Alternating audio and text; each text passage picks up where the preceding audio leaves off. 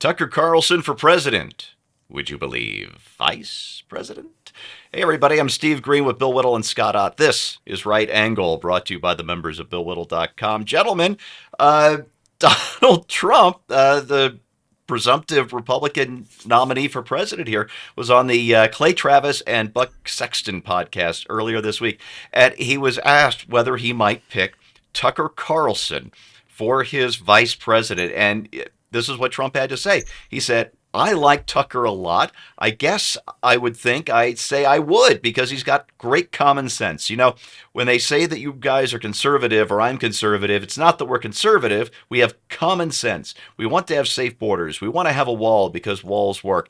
And Bill, is this kind of outside the box thinking? Could it be more Trump? And do you think it's not necessarily Tucker Carlson, but the kind of thing he might do next year? I've been saying for so long now that our messaging ability is so poor that the best candidate that we could possibly field would be somebody who did this for a living. Like, well, Rush is a pretty controversial guy, but take Larry Elder, for example. Yeah. Here's a guy who has to go out and defend conservative principles and fight the woke mob. And Larry Elder, of course, being black, has the additional burden of carrying the, you're not a real black person and so on. And the job of the president, most of the job, I mean, he obviously has constitutional powers that need to be done, but there's no mystery to those powers. It's not, it's not like a, cross and bone ceremony. You got to sign bills and do these other things. Essentially what the president is, he's the face of the country, but he's ultimately, if he's a good president, he's the country's head cheerleader. Ronald Reagan was just superb at this. He's a person who can articulate what he perceives to be goals that would be in every American's interest and then say why. We've just been so roundly thrashed in the rhetorical arena for so long that if we had so we're restarting here because I have a loose tooth and this is probably going to happen all throughout the day, this recording session. So having a president or vice president who could actually defend these principles and make them make sense is not only an asset, I think it's the prime requirement for the job now. A great example of this was when Biden made his, his Leni Riefenstahl speech outside of Independence Hall there and talked about how MAGA Republicans are a threat to our democracy. He said our democracy 13 times. And Republicans, being incapable of understanding any of this stuff, said, no, we're not a threat to the democracy. We're trying to save democracy. And the Democrats said, no, you're a threat for the democracy. And the Republicans said, no, we're the ones who want to defend the democracy. And I'm listening to this ongoing debate after the speech, and I'm saying, well, we both agree, apparently, that we need to save the democracy. And of the two parties out there, which one sounds more like democracy to you? I'm going to go with Democratic Party. What should have happened is the first criticism of Biden shouldn't have been accusing MAGA Republicans. The first criticism should have been, Mr. President, this is not a democracy, it's a republic. And you presumably would know that. And many people don't know the difference, but we can make this nice and simple for you. A democracy can vote people up against a wall. A democracy can vote people into camps. A democracy is two wolves and a sheep trying to decide what's for dinner.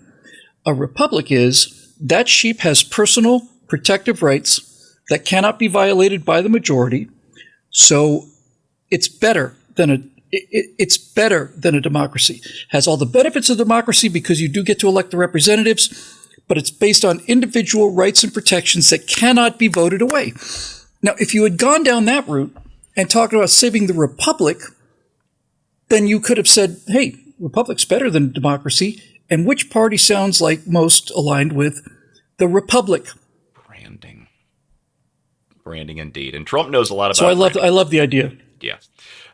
Scott, Trump has been, in the past anyway, kind of thin-skinned with people. He likes his flattery. He doesn't like it when you insult him. And I kind of like it when he dishes out some of his insults. They can be pretty great. But Tucker got caught off the record saying some pretty unfriendly things about Trump. One of them was this was after 2020. So we're all pretending we've got a lot to show for it because admitting what a disaster it's been, it's talking about Trump's first term, is too tough to digest. But come on, there isn't really an upside to Trump. And Trump knows that Tucker got busted for saying these things and yet is open to the idea of making Tucker his vice president. You think maybe he's letting bygones be bygones in a way maybe we're not used to seeing from him. No. I think what Oh. he's doing is taking advantage of a great opportunity to get publicity and get people to make talk shows about him. He is just a master at staying in the headlines. And if you dangle the idea that maybe Tucker Carlson would be a good VP candidate on a Trump ticket, that generates headlines. That generates chatter on social media. That will make people talk. And nobody's better at making people talk than Donald Trump. On the other hand, if you're Tucker Carlson, the stupidest thing you could ever do in your life is put yourself in Donald Trump's shadow and agree to serve with him for the next 4 years. In many ways, and I know people are going to disagree with me on this, but in many ways, Mike Pence was the perfect vice president for Donald Trump. And that is because he's relatively quiet, he's unassuming, he's infallibly loyal, and more than anything, he can take a punch from the president. And that is, he was treated like a bald-headed stepchild and a dish rag for all that time and still is being treated that way by the president.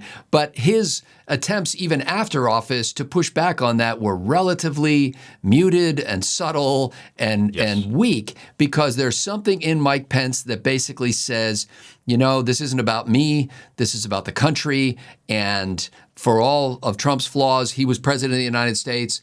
My duty is to the office, even afterward. And so that's the kind of guy that Trump needs to find. He doesn't need to find somebody who may occasionally outshine him somewhere, or frankly, somebody who is more eloquent or punchy or sharp, and somebody like Tucker Carlson who's been trained through years of doing interviews and spouting his opinion to deliver that punch. He needs somebody who can recede into the background and look like, what I think a lot of people voted for Trump the first time around because they said, hey, look, he got Mike Pence as his vice president. He seems like he's not entirely out of his mind. And also Pence seemed like such a solid backstop, Yeah. Yeah.